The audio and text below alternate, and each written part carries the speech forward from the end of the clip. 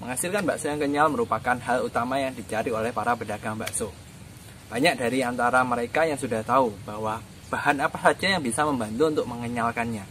Masalahnya, banyak orang yang juga bingung pakai bahan yang mana yang paling cocok untuk mereka.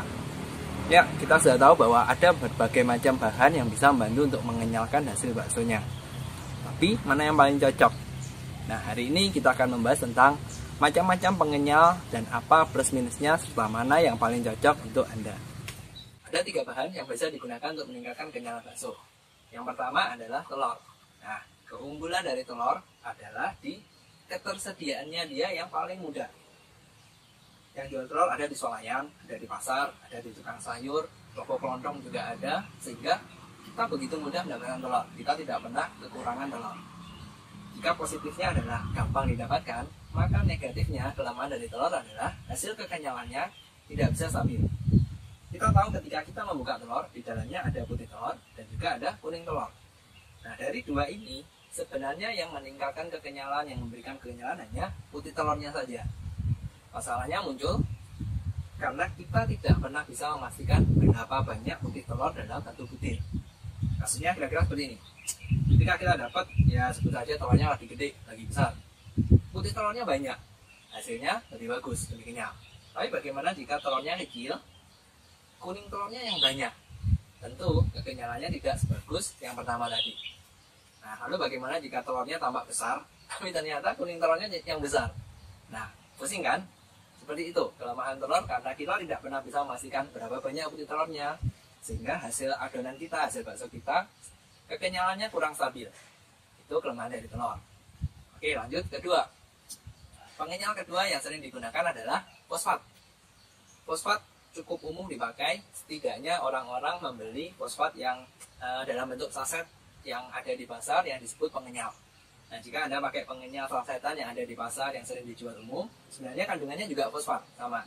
Hanya saja, yang sasetan ini dia tidak merupakan fosfat yang murni, tapi sudah dicampur bahan lain dan umumnya adalah tepung. Sehingga ketika Anda membeli yang sasetan, ya Anda beli fosfat plus tepung. Oke, yaitu sedikit intermezzo. Kita masuk aja. Lalu apa plus minusnya dari fosfat? Plusnya yang pertama adalah fosfat bisa meningkatkan kekenyalan dari daging. Semakin bagus dagingnya, ditambahin fosfat, kekenyalannya juga akan semakin bagus. Itu yang pertama. Yang kedua, keunggulan dari fosfat adalah harganya yang murah. Di antara 3 bahan pengenyal ini, fosfat merupakan yang paling terjangkau, yang paling ekonomis, yang paling murah. Pemakaiannya pun juga sedikit. Dan ini keunggulan dari fosfat. Jika keunggulannya tadi 2, kelemahannya ada 1. Nah, pemakaian fosfat tidak bisa terlalu banyak. Kenapa? Ketika kita pakai fosfat terlalu banyak, pengenyalnya terlalu banyak, hasilnya dirasanya akan timbul rasa pahit-pahit getir. Nah, jika Anda sering bikin bakso, kadang bagus, kadang kenyal tapi kok pahit, nah mungkin fosfatnya terlalu banyak pengenyal.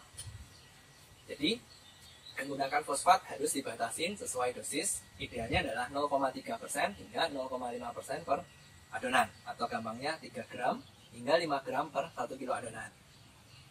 Idealnya Anda bisa pakai fosfat yang masih murni, yang bukan yang dicampur tepung, supaya hasilnya lebih optimal dan juga harganya juga lebih murah, karena Anda tidak perlu membeli tepung, kemasan, dan sebagainya.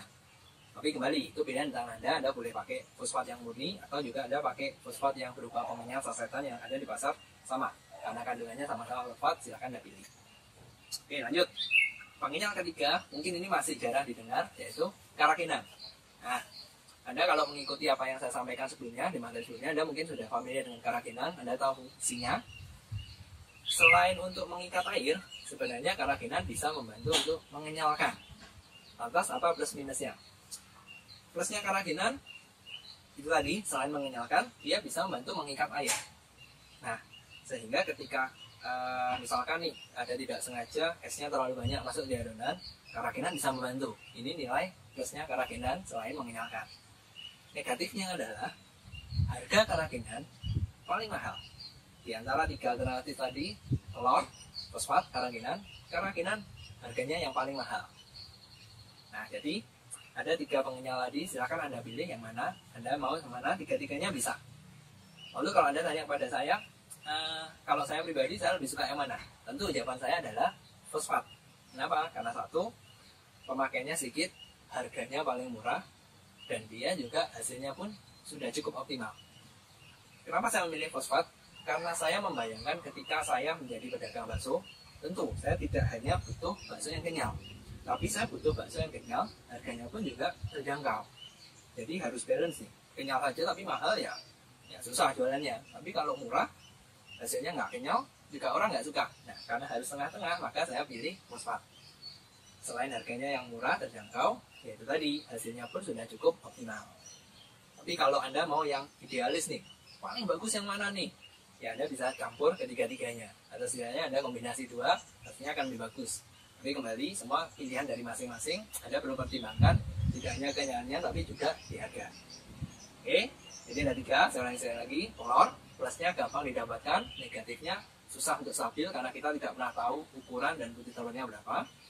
Yang kedua adalah fosfat, plusnya adalah harganya hemat, paling murah, negatifnya adalah pemakaiannya harus kita batasi. Kalau terlalu banyak bisa menghasilkan rasa yang pahit. Yang ketiga adalah kerakinan, plusnya adalah selain mengenyalkan, bisa membantu mengikat air, negatifnya harganya yang paling mahal. Oke, sampai di sini dulu materi kita hari ini. Jika Anda menyukai apa yang saya sampaikan, cek terus channel dari HM Prasaja. Karena di sini kami akan membagikan tips, trik, teori, mitos apa saja yang ada, yang tujuannya bisa membantu Anda menghasilkan bakso yang lebih kenyal. Oh ya, jika Anda punya pertanyaan, silakan komen. Kami akan sebisa mungkin untuk menjawab pertanyaan Anda. Dan jika ternyata pertanyaan Anda sangat bagus, ya tidak menutup kemungkinan kami akan membuat materi khusus dari pertanyaan Anda. Oke, sampai jumpa di materi yang selanjutnya.